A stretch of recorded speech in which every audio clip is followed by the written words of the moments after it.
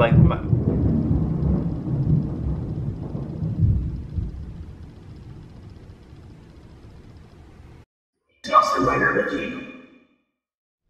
Hey YouTube, Kamen Rider here with my review of Kamen Rider Build episode 35. Just like in the Lupin Ranger review, I apologize for the lighting's a little bit weird. I have more lights on, artificial lights than usual because it's rainy outside, so I don't get that natural light. So it's going to be a little iffy and a little shadowy around my face, and I apologize about that. But anyway, to get into the episode, this was another good episode. Very good. It was like almost half exposition, half action. Like, because we start with the aftermath and Sento's recovering after battling Ryuuga Evolt again because, you know, he's got the helmet on there. And he's recovering and he kind of gets an explanation in the battle. Or in the battle, was it before that? I think it was in the battle before that. Yeah, because I think it was in the battle before, because then they're like, oh, we have to go stop him. And then he's like, hello, and he takes him away.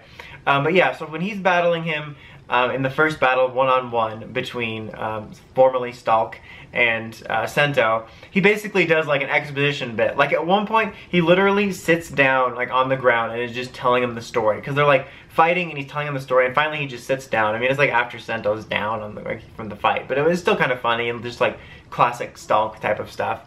But he basically explains, you know, more or less clarifies stuff we could have already guessed, but you know, I was kind of confused about exactly how the split worked, whether it was 50-50 or whatever. But basically, you know, he just took a piece of himself off and put it on the Mars rover, and it was going to possess Ryuga's mother, but it ended up possessing the baby.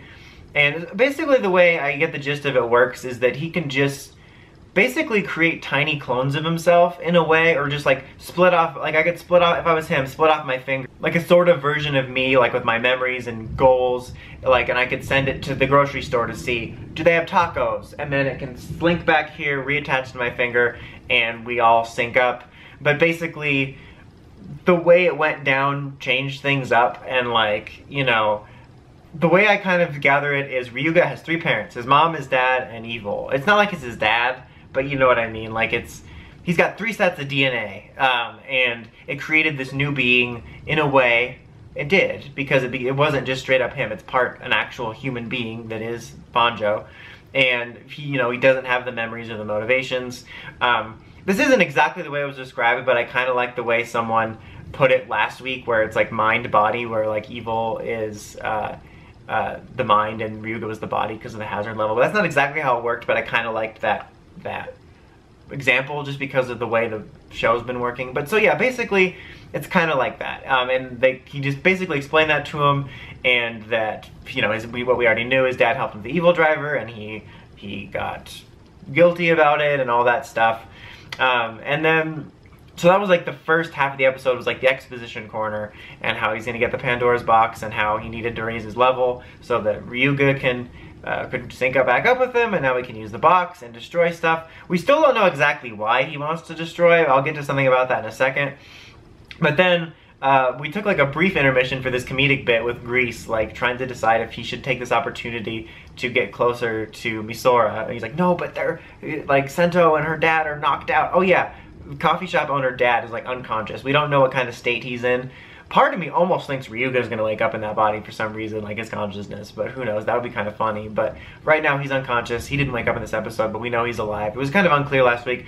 Definitely assumed that body would be around, but just, you know, it was clarified this week. But there was some funny comedic bits with that. It was kind of reminded me of Otoya there for a second in this episode.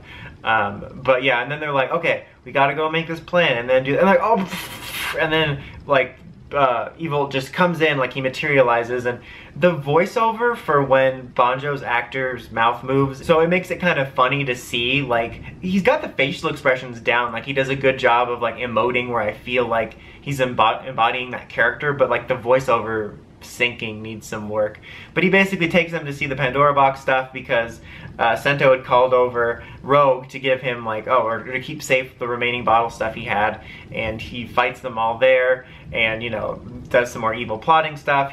He like literally blasts off Grease and Rogue and just fights Sento one-on-one, and Sento ends up using standard Black Hazard And I remember seeing like in the scans that he's going to do that. I was curious why, and it's said by a line by Evolt like, oh, so you want to use that old form so you could have more variety, so he could use the powers of the different bottles. And they don't say why he has more control, but Evolt says like, oh, you have more control over it now.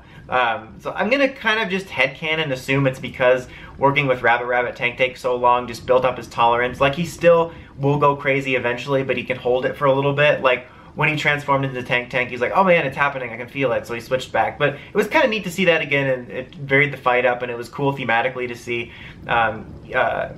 Evil like turn into the Ryuuga form, and then he used Dragon Lock version of Black Hazard. It was kind of cool. That was neat. But we get into this, it's like the standard, not just Toku, it happens a lot in Toku, but it happens in almost everything else too that involves any kind of hero-villain plot, is this tired motivation argument where the villain's like, humans are destructive and they cause war and pollution and they're bad. And then the hero's like, no, humans are good. And it's like, oh my god, this is the literal 175th time I've heard this back and forth nonsense BS. I don't want to hear it anymore. I don't think that's Evil's like motivation, like, oh, this civilization sucks, I'm gonna blow them up. It just was kind of more like, he threw it back in Sento's face when he said, you know, if you and Pandora's Box never would have shown up, we'd never have this war because we wouldn't have been split up. And he's like, you would have had war anyway. So it felt more like, are you kidding me? People are the worst type of thing. But it seems like every single Toku show, Sentai or Rider, we always get that same argument. I'm tired of hearing it. We know humans are trash. We know you think that they're lovey-dovey. Bottom line is, dogs are better. We know it. But I'm just tired of hearing that same dialogue. It doesn't make me root for the hero more because it's the same stupid Hallmark card they read from, and it doesn't make me root for the villain more. It's like, yeah, that's a dumb motivation.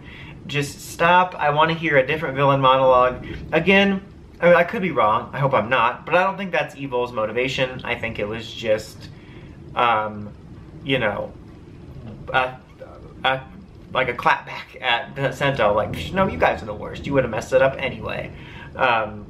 So I hope we do get a little bit more on why he destroys these civilizations, and it's not just, oh, they're destructive anyway, so I'm ending their destruction. So, but yeah, that just kind of annoyed me.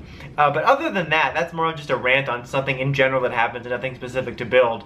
This was a solid episode. I mean, we got good clarification, exposition, some great action. The Pandora's Box is finally activated at the end, so the tower's rising, and we're seeing this huge destruction rise up, and we're worried about it happening like Mars because he's remembering the footage. So, good cliffhanger to end on a solid episode that was a follow-up to last week. I'd probably give it another 9. I just really hope that Evil's motivations aren't that standard villain monologue. Anyway, that's about it. Until next time, like, comment, subscribe. It's Dawson Rider, signing out.